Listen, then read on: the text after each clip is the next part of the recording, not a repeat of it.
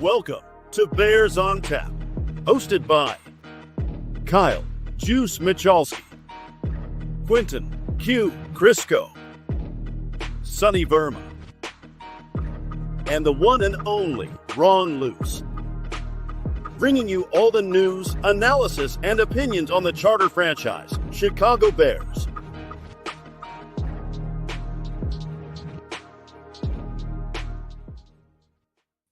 The battle for London. We got the Chicago Bears. Big fan base for the Bears in London. The first Super Bowl ever broadcast in America. In America was Super Bowl 1. But over in Europe was Super Bowl 20. Super Bowl 20 was the Bears. Bears tend to have a lot of fans over there because of it. The Jaguars are practically a home team over there. Big week, Bears Jaguars in London. My name is Quinten Krzysko. I'm joined by Sonny Verma. We are Bears on Tap. How are you doing this evening, Sonny? Doing fantastic. I think you said it perfectly. It's the fake home team against what the people's home team out there. You know, I also have a lot of family out in London, and there's a big Chicago Bears contingent, and I would not be surprised at all if the Bears are the crowd home favorite when good things happen on Sunday. Could this be the rowdiest crowd we've ever seen for a London game? It has the potential. I mean, we've been there before, right? Who did we play before? We played the Raiders back in 2018. I think that was the first time they went over there. I don't remember them ever having gone over there before that. I could just have been like not paying attention that year, but for me, it's just like because I don't know of any rowdy Jacksonville fans. That's why, maybe the Raiders game might have been more rowdier just because they've got a pretty passionate crowd themselves. I just don't know if Jacksonville brings the same amount of passion that the Bears would. It'd kind of be one-sided. You see, I'm thinking like a soccer match in London, right? So like if you have a bunch of locals who actually like follow the Bears and the Jaguars in that stadium, I see what you're talking about. Will it be a game like Man United versus Man City type vibe? I don't think it's going to be that level, but like could it be something a little rowdier? I kind of want to see it. I want to see some of these UK fans getting a little nuts out there. Okay, see, now I see what you're saying. I'm a Newcastle United supporter, so and I've been to a soccer match out there in England, and yeah, it's a completely different experience from what we're used to here on the States. I'd love to hear some songs being generated by the crowd, and you're just singing along, and let's see what kind of Caleb jingles that they can come up with. I see what you're saying now, and you're right. They watch a game a certain different way than we do, so this could be a fun crowd. Yeah. So is that the Tottenham Hotspur Stadium, or where Tottenham Hotspur plays? Is that what the stadium's called? Yeah. Okay. Yeah, I believe that's where they're playing. So let's see. Tottenham weather. We got to do our weather report, and I'm sitting here going like, where is this a game? Like, how do I look at the weather for this? So I'm assuming it's in Tottenham, and it looks like this forecast is in Celsius. Okay. All right. Time to do some math. So, sorry, I was not fully prepared for that. Okay, so Tottenham, London on Sunday, 55 degrees, 10% chance of rain, 71% humidity, light winds. So it's going to be like what everyone pictures London as always being, I feel like, or what I picture London always being, just like cloudy. It might rain a little, mostly drizzle. It's never really going to come down. It's going to be like 50 to 60 degrees. So sloppy football weather is the way I'm thinking that is. And isn't that what it's basically in Chicago right now? I think it's like low 60s, high 50s as is. I guess the team left early, so it's not, I don't think they should notice much of a change when it comes to what the weather's going to be looking like. They're going to feel like they're still in Chicago, whereas Jacksonville, well, they're probably glad that they're out of town this weekend at least. Obviously, we send here at Bears on Tap, we send our best wishes to any listeners down there who might be affected by the hurricane. But weather-wise, I think the Bears, it's kind of the usual. Yeah. Well, I mean, so the gears that are turning in my head when I see that weather report, and I already said sounds like a sloppy game to me. Sounds like a game where make sure you have two hands on the football a lot and make sure you're punching at the football in every tackle, because it sounds like that football's going to pop out. You know what? I can't believe I'm saying this, and I'm curious on your thoughts. Normally, I would love that as a Bears fan. That's usually how we play. We're just run the ball and more conservative. But I think we're going to, start talking about it when we preview this game. I feel like this team is different. I like the aggression on this sort of team, and the three wide receivers that we have. I feel like for the first time in a long time, a sloppy game might be advantageous to a Bears opponent as opposed to the Bears. What do you think? It's a great point. It's for years, it's like a sloppy game, like sloppy weather conditions that can make the game sloppy might give that plays to the Bears' favor. And defensively, it still might, but like offensively, that's not really how they're built. So that's an interesting point. And we did say it's only a 10% chance of rain. I think I threw in a little more in there in my mind, because I was like, yeah, London always kind of drizzly. Like it's just going to be a light rain on and off, but it only says 10%. So maybe it's not as sloppy as I'm saying. Maybe I went a little overboard on that. But again, it's London. I feel like it's just constantly a light rain there. Yeah, no, I don't. And again, like people get paid to predict the weather a good amount of money, and they get things wrong. So, 10% could end up being 90% for all we know. Yeah, they're a lot like us. They just get stuff wrong and keep moving. In the comments here, before we move on, Scott's saying the English don't like scoring. That's why they like soccer. I bet you they love a good thriller football game. Like the football fans over there, I bet you they want to see something wild. And our friend Daniel Barry, yo, what's going on, man? But moving on, let's talk a little bit about this Jacksonville Jaguars roster. Now, it's not awe-inspiring. It does have some dangerous aspects to it, though.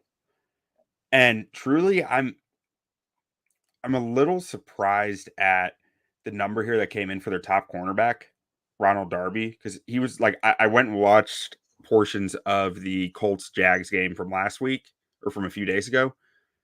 The Colts were going straight at this guy. Like they were challenging him over and over. And on my graphic here, he comes in at 76 percentile. It's a mix of PFF grades and snap percentages. When I dug into that a little more, it's like his PFF grade is usually around 60, but he doesn't miss time.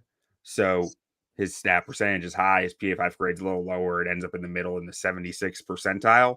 Available, but might not actually be that good. So I just wanted to explain that one off the bat, because the Colts seriously were going right at Darby a lot of that game.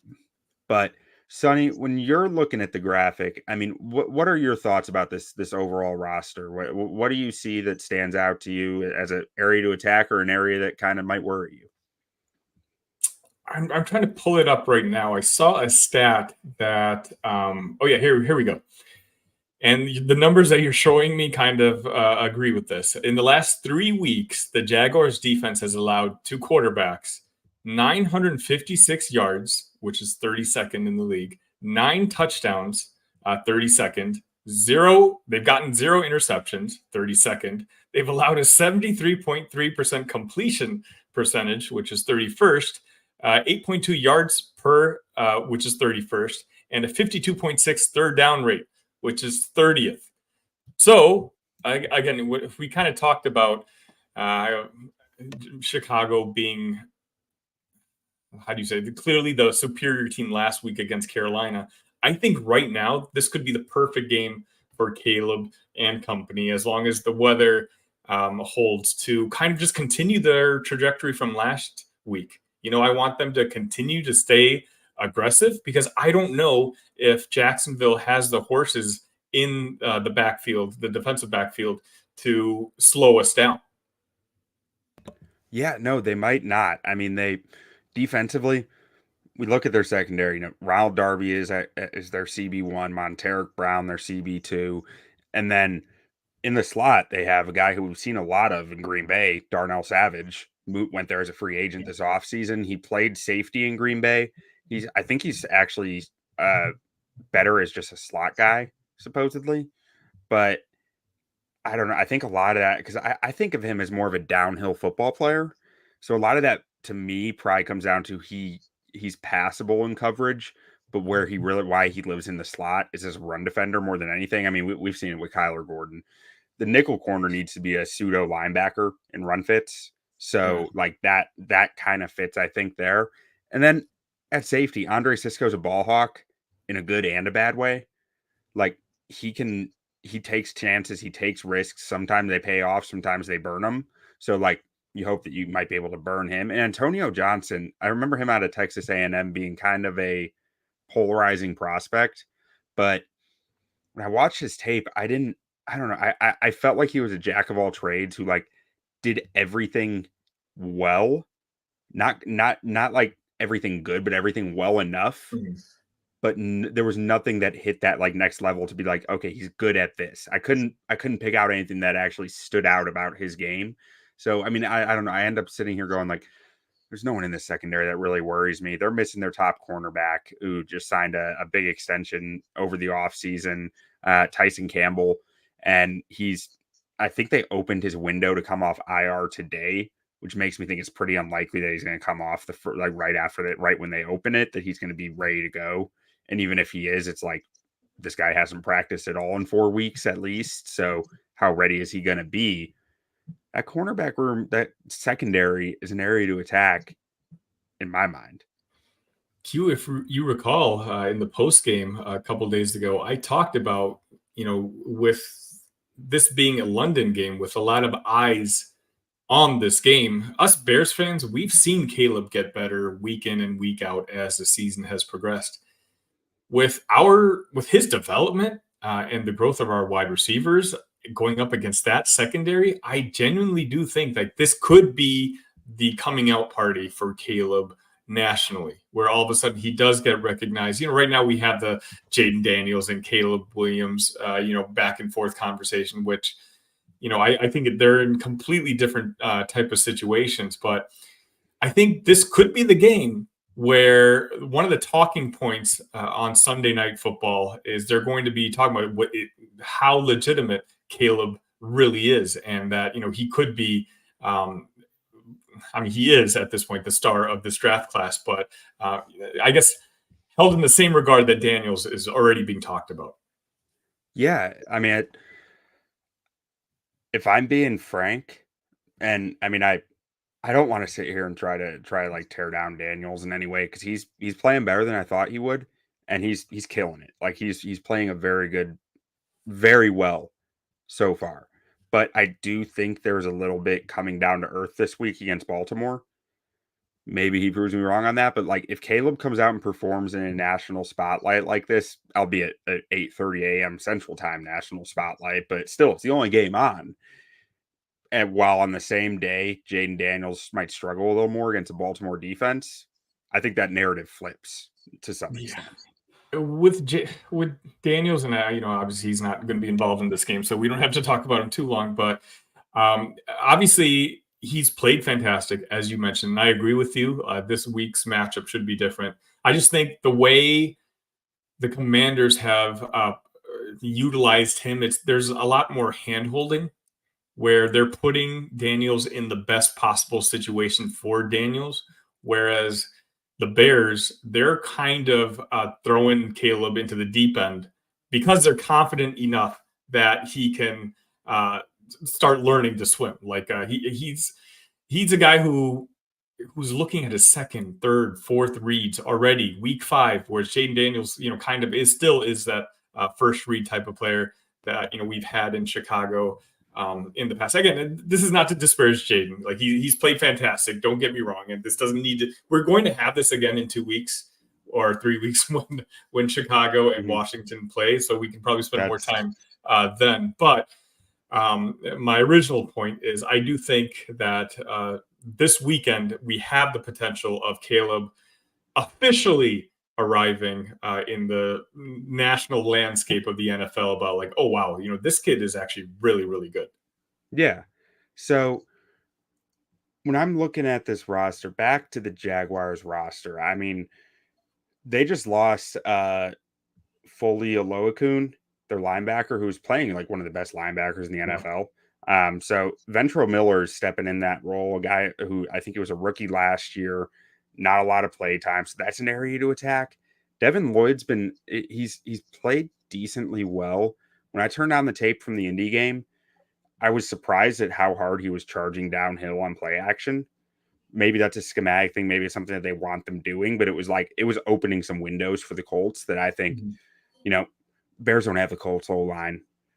So that might not be as heavy against the Bears. But if you're seeing shades of that, him coming downhill hard, I think you're going to have open areas over the middle of the field, because that's just, if they feel like that's what they need to do to be able to stop the run, you're going to have open shots in the middle of the field, because those linebackers will be coming towards the line of scrimmage, and they have a lot of space they have to make up backwards. And as there's an old scouting euphemism about playing cornerback. I know I'm talking about linebackers, but about playing cornerback, that it has to be the most athletic player on the field, because you have to take everything that a receiver does and they have to do it backwards now. Moving backwards is hard.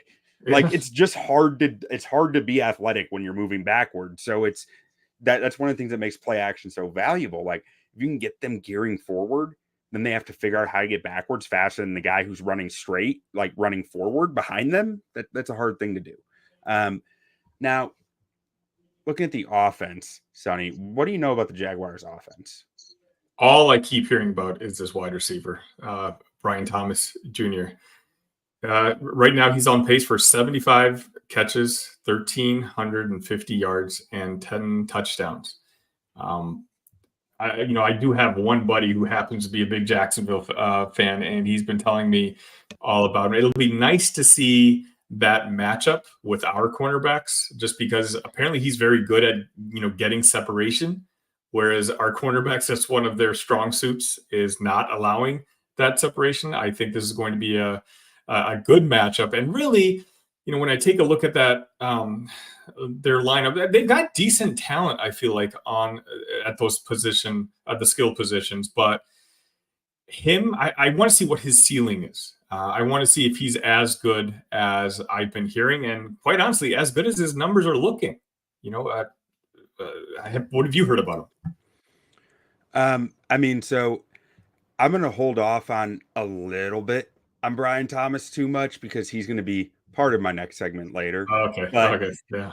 He's playing great. And I think when I'm looking at this offense, I felt this way about the Jaguars 2 years ago, about their whole team, that like when I put their whole team on their entire starting lineup on a piece of paper like this, it was just all white. There was no green. There was no red. It was just like, this might be the most average team I've ever seen, but is that good? Is that bad? They have no holes. I don't know if they have difference makers, but they have no holes. And like, that's how this offense kind of feels. Now, you do have a little bit of holes there with like Anton Harrison. Evan Ingram is probably not a hole, even though it looks like one on this roster. His PFF grades probably get killed for his blocking, but that's not what he's really there for. But this wide receiver room actually does kind of scare me a little. Not enough. Like, the Bears cornerback room is more talented than them, I think. And like, so I'm not actually sitting here going like, I don't know how the Bears are going to handle that, but like, I'm sitting here going, they're going to have to be on their P's and Q's for this, because this receiver room can hurt you if you're not careful.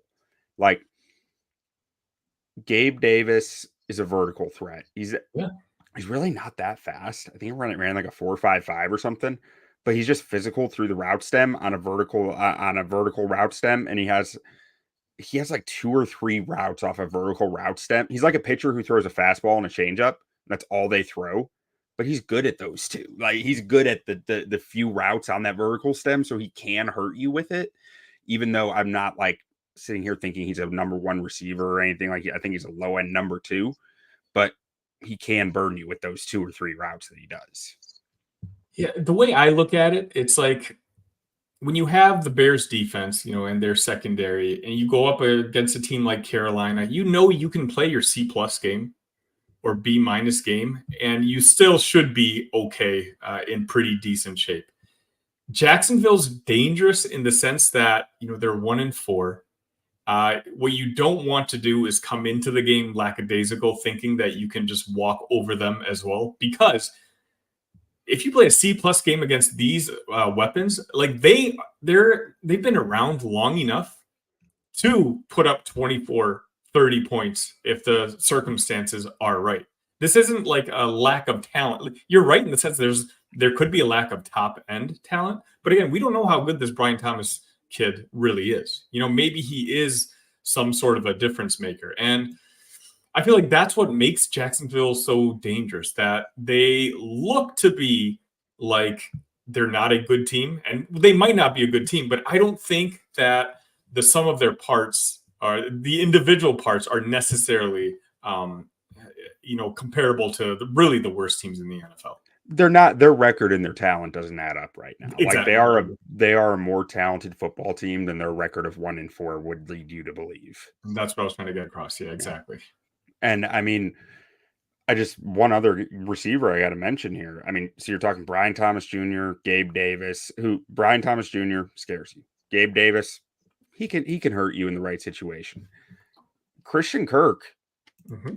I need a big game from Kyler Gordon here. Christian Kirk is a very talented slot receiver who can go vertical. A lot of slots in the league can't really play a vertical style of football where they're getting deep, getting downfield, targets downfield. He can.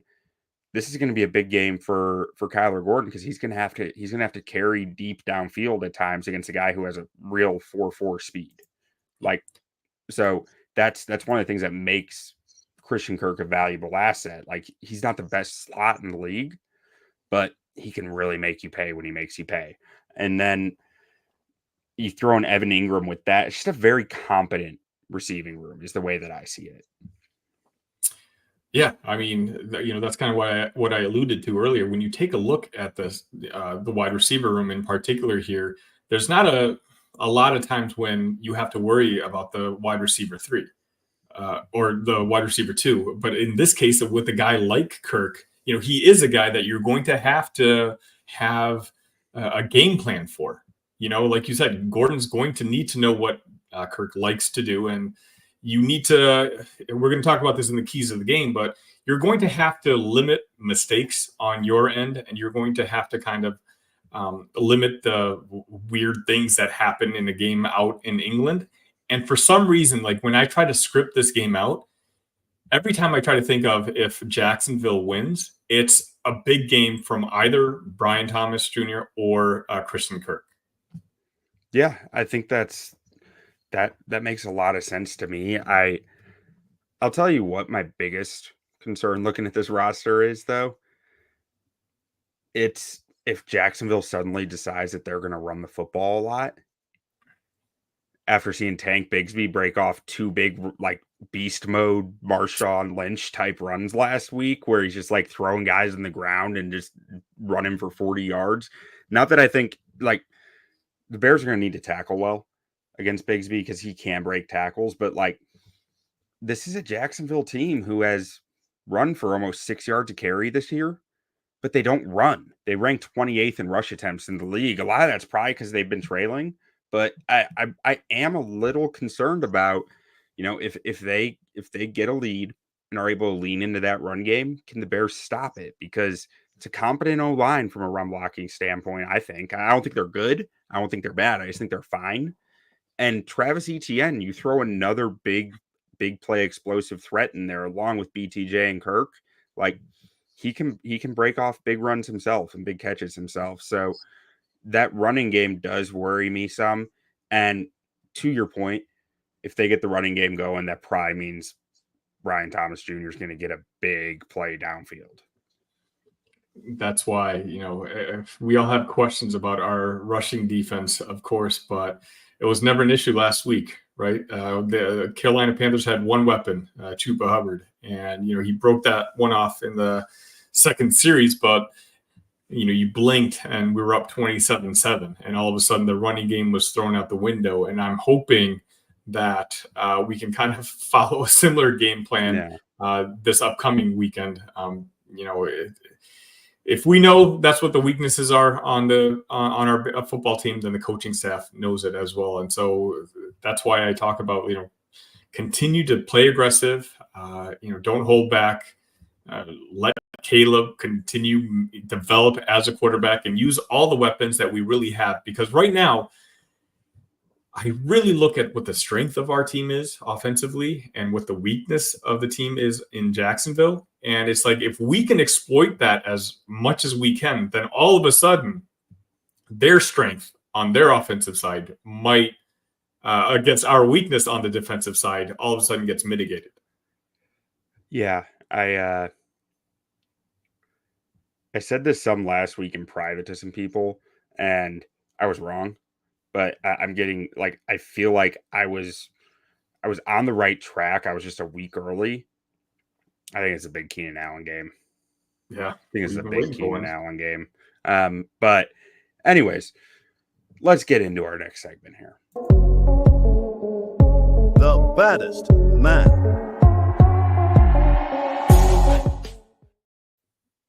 We're talking about the baddest man on this Jaguars roster. We're going to talk offense. We're going to talk defense. The baddest man is the guy who, after the Bears game, after it ends, win or lose, they're back in the locker room. They're talking about, these guys are going to go see Big Ben. These guys are going to the England Castle. And this one guy just sitting there going like, that's a bad man right there. I can't get him out of my head. Sonny, who on this Jaguars roster is your baddest man? I mean, spoiler alert. For me, it's Brian Thomas Jr. I just want to see. I think the game plan has to be essentially be focused on him. If he's able to have another good game, then all of a sudden, we could be seeing a star in the making. And this season, this team is one of those that needs stars. Jacksonville absolutely needs stars, and for them to win a game like this, they're going to need, a star level of performance. So for me, it's going to be, my eyes are going to be on him, clearly. Otherwise, we kind of mentioned this, the team seems kind of not bad, not great, just, content, like an okay team. But Brian has the potential to kind of change all that. Yeah, no, he does. He's one of the things that I wanted to talk about coming into this podcast, and one of the reasons why I paused earlier, I was like, I'm going to save this for a little bit because I figured either you were going to choose him, or if you went elsewhere, I would choose him because he's dangerous. He put up a ton of yards last week against Indy. It feels like every week the last 3 weeks he's caught a bomb that's just been a real pain for defenses. Yep. But his usage is really interesting from everything I've heard about what they're doing in Jacksonville right now, because he runs like a 4.3 and he's like 6'4". That's that long striding lightning speed that looks smooth and is so hard to play against. And neither of the Bears corners are speedsters, right? They're physical guys. They can keep up, but against 4.3, they can't go stride for stride with that guy unless they beat the crap out of him off the line of scrimmage. Now, the thing that makes him so tough to defend is he is not their X receiver. He's not their big outside receiver who they're counting on to be a vertical route guy. That's Gabe Davis. Gabe Davis is their primary vertical route tree. So they will lull you to sleep with short stuff on Brian Thomas. And then once they get you, they're going to burn you deep. Like they are setting you up to get burned. So that's dangerous. That's tough. That has to be one of the baddest men on this offense. For me, I mean, I hate to go quarterbacks on this, but Trevor Lawrence is never out of a football game. I know he's had a rough season. I know it hasn't gone according to plan, but I just keep thinking back to watching him in the playoffs against Justin Herbert come back from down 20 whatever points. He was never out of a game, or against there was a game against the Cowboys in that same year. I want to say it was 2021, or maybe it was 2022. It was 2022. But a game against the Cowboys where it was like he was just going punch for punch with such a talented Cowboys team and just over. And they ended up beating them and just they were just putting up points and points and points. And we haven't seen that Trevor Lawrence since 2022. Yeah. But it's still the same person. It's still the same football player. that still scares me. That left an impression on my mind of like, this guy can play football. This guy's really good at it. Yeah, these numbers that Thomas is throwing up, like Trevor had being linked with a quarterback like Trevor Lawrence has a lot to do with it. You're right. When I think of Trevor Lawrence, I still go back and think about the best college football quarterback that I've personally ever seen. And if Trevor Lawrence has, it kind of goes back to the game script that I talked about, where if Jacksonville ends up winning, it's probably, I really think that either Brian Thomas Jr. or Christian Kirk get, consideration for player of the game, or as we like to call baddest man of the game. And obviously Trevor Lawrence would have a lot to do with that. Yeah, he still scares me. I mean, I'm gonna pull up his stat line here just to be able to spit it out on the podcast. I mean, 60% of his passes, 1,100 yards, 6 touchdowns, 2 interceptions. So he's not killing it, but like that's also not bad. I mean, his raw numbers have been fine here. 7.1 yards per attempt, like 6.2 adjusted net yards per attempt. His numbers don't look as bad as the team's record. Again, it's just guy can play. The guy, he put up 370 yards against the Colts last week. Like he had a breakout last week, really. If I'm looking at this, like looking at his log, you hope that wasn't a moment that clicked for him, because it was like 162 yards, 220, 178, 169, then boom, last week 371 yards against a Colts defense that is a little porous, but still, like, yeah. Now on the defensive side, Sonny, what do you see on this roster that gives you? I'm gonna go super lazy here, Q. I think of the Chicago Bears offensive unit that I'm most worried about, and what kind of player can disrupt the game against the Bears. And I'm just gonna go with Hines Allen. I mean, you're talking about a guy on the defensive line, 50 career sacks already. He's already got 19 pressures on this season. And let's be honest, this season has shown that our offensive line is one that gives up QB pressures. And he's going to be the one guy that Caleb's going to really have to look out for. And the offensive line, we're going to have to focus on him in order for Caleb to have a big game. Yeah, and I mean, he's not just a small bendy edge rusher, right? He's 255 pounds. He has a bull rush in his package. I'm not sure what his arm length is. I think he has pretty solid arm. I mean, he was picked number 7 overall. He had to have a lot of the traits, a lot of the boxes checked to get that. Like, long arms, powerful bull rush is something that Braxton Jones has struggled with, and he is primarily lining up over the left tackle. Or at least last week he was. Like, maybe that was just a matchup-based thing, but if it was, I'm sure they like that matchup again. Now, for me, I'm going opposite him.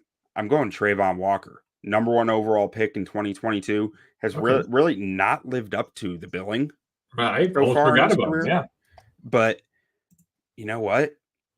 This guy has put up, what is that, 18 pressures in the last 4 games. It's more than 4 pressures a game. He's got 4 sacks in the year right now. 3 of them came last week against Indy, granted. He really lined up against the right tackle most of that game, which makes sense. He has freakishly long arms. He's like 275 pounds. Indy's right tackle, Braden Smith, is a short arm guy who's a little lighter. So, like, that makes sense why he got 3 sacks last week against that.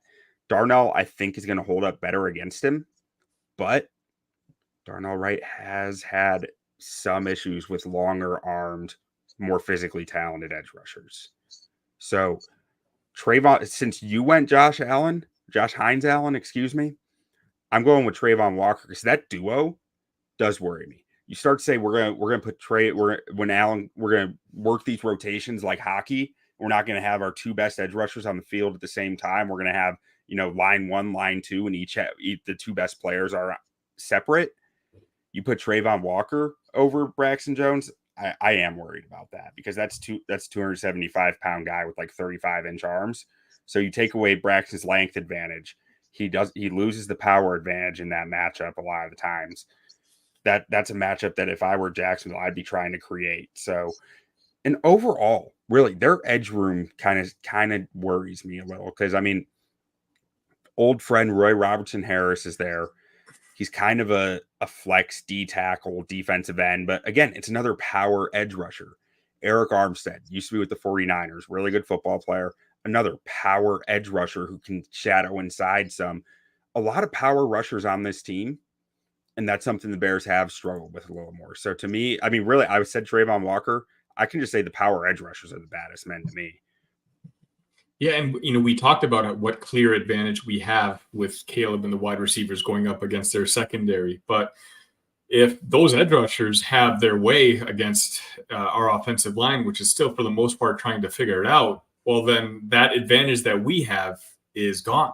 If Caleb doesn't have time to find the open, if this is Keenan Allen doesn't have the opportunity to be have the Keenan Allen game, or DJ Moore can't get open, then the advantage that we have, the perceived advantage that we have, all of a sudden is gone. The game could get sloppy, as we already discussed. And again, that's where the game script comes in, where Jacksonville might be able to steal one from us. And you and I are there on Sunday nights just shaking our heads, wondering we knew this could happen. And it went exactly the way we thought. If it were going to happen, that's what happened. Yeah. We'll just be stewing from 11 a.m. until 10 p.m. when we go live. Just I can't believe that. Because again, we both agree. I think we agree that Chicago is a superior team here. This is a team which I think before the season started, I gave us a 60% chance of winning. I probably put it a little bit higher than that based on the season results. But Jacksonville's not a 1-4 team talent-wise. And with the game being in England and weird things happening out there, I'm just worried. I'm not letting myself get confident when it comes to this particular game, as opposed to how I would feel if the game were in Chicago, or quite honestly, even if the game were in Jacksonville. I feel like I'd be a little bit more confident. The fact that it's out in London and there's just a touch of randomness that comes with games out there, that's what has me concerned. All right. Enough doom and gloom then. Let's get to the next segment. The nicest man.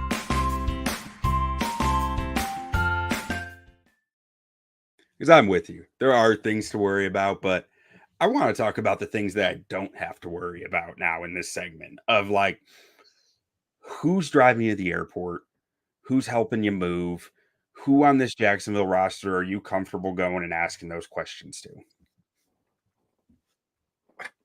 I'm kind of repeating myself here, but it's that secondary right now. I look at all these names, and the PFF grades are almost confirming it.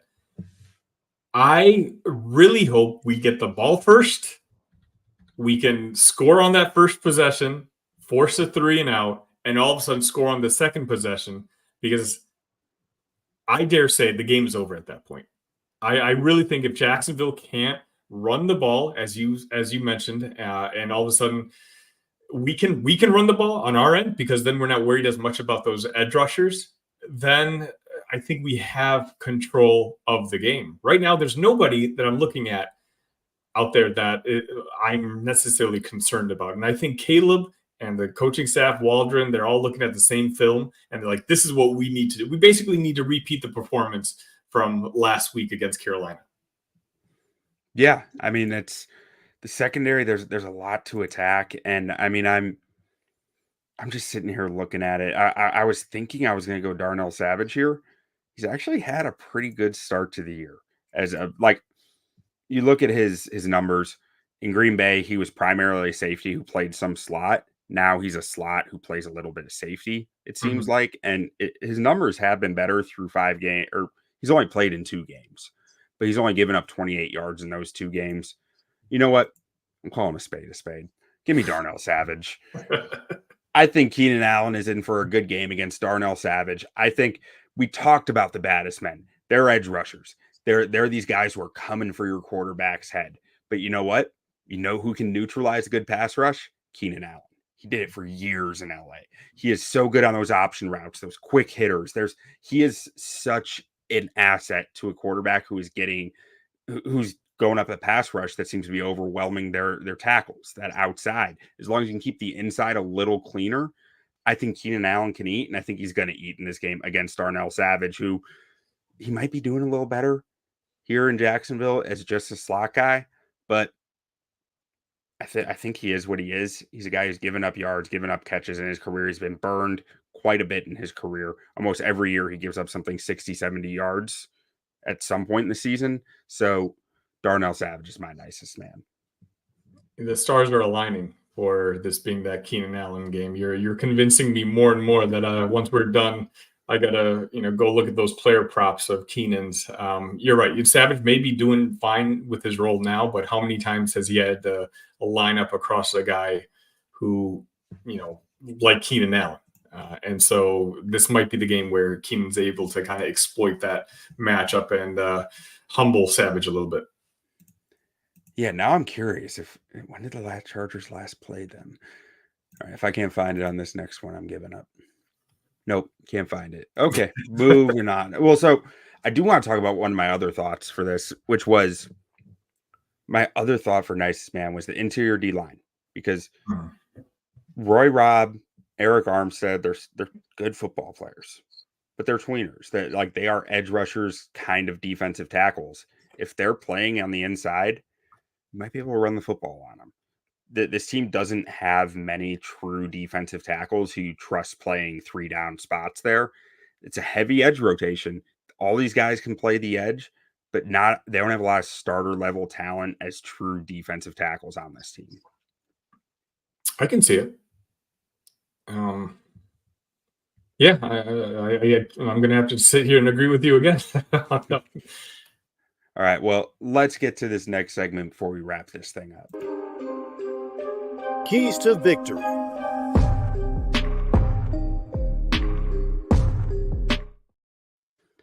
All right, I'm going to give my first key to victory, and then I'm going to throw it over to Sonny, and then I'm going to finish it out. But my first one, along some of the same lines that we've talked about, you'll notice in these episodes, we're kind of always building towards something. It's like, where can you attack? Where are you worried about? How does that factor into the keys to the game? My first one is keeping the edges clean. Mm-hmm.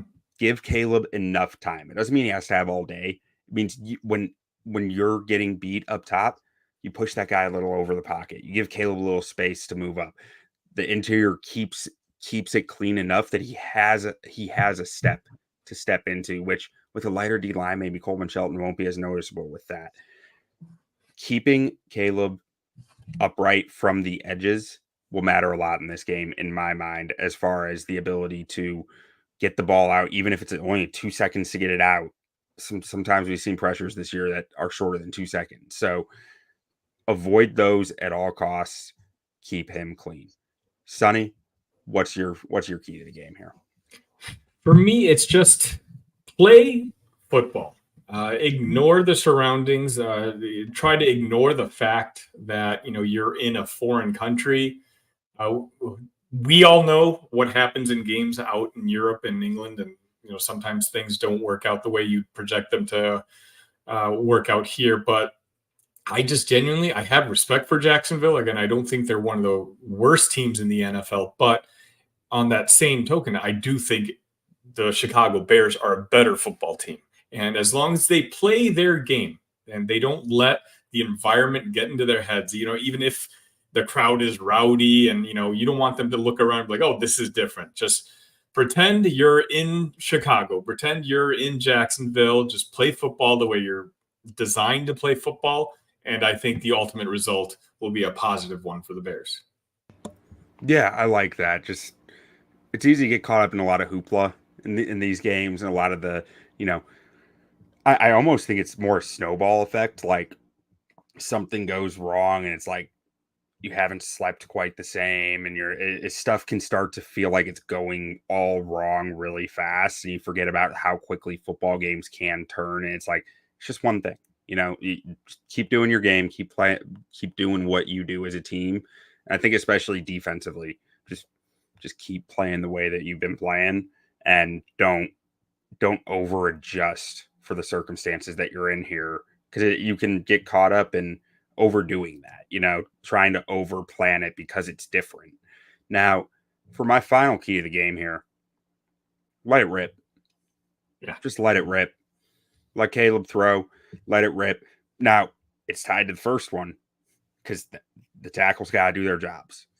They need to keep those edges clean. Otherwise, this one gets severely impacted. But letting it rip against this secondary, I think you win this football game. I think it's as simple as that. You don't be overly conservative about it. You go out there, play football, and just let Caleb do his thing, because Caleb can beat the secondary. I don't have a lot of doubts about that. I completely agree. Same game plan as before. Don't take your foot off that pedal. Keep going. As soon as you get a couple touchdown lead on this team, you put the pressure on them. You build the confidence of your quarterback. You build the confidence of your offensive line, and you to go back to my key of the game. Like, the further you're ahead, the more flexibility you give yourself to make a mistake should it happen, or the random act that could happen in a game like this. You don't become so vulnerable to it. So again, my hope is we receive the ball, we go aggressive immediately, try to score right off the bat. There's no, 3 and out, playing conservative. Let's just keep it rolling. Yeah. Now, Sonny, what's your prediction? How do you see this going down? So you call this the Keenan Allen game. And for me, I alluded to it earlier, I really think this is the game that's going to put Caleb Williams on the national radar as not just the number 1 overall pick, but a guy that the consensus is about to become, Chicago made the right choice. They picked the right guy. I see a big victory for the Bears, maybe a junk touchdown at the end by Jacksonville. I'm going to say 34-17, Chicago Bears. I think it can happen. I'm along the same lines here. You went a little higher than me on this, but I was at 28-17. I think the offense puts up points. I think they cruise by the end of the game. But I do think Jacksonville makes a little push towards the end, probably before a turnover late in the game that just kind of ices it. So give me 28-17 Bears. And I don't know the last time I predicted the Bears to win by more than 1 score. So that is scary to me right now. But we're doing it. So let's just do it. I mean, we've entered times unlike before. I'm trying to look up this other stat that I had seen earlier with Caleb. Here it is. The only quarterback drafted number 1 overall with a winning record in his first 5 starts. That's Caleb Williams. Like, I know we're trying to be Bears fans and be used to what we're accustomed to, but things might be different. They might be different. I'm excited for this game. I'm not excited to wake up early on Sunday morning, but I will.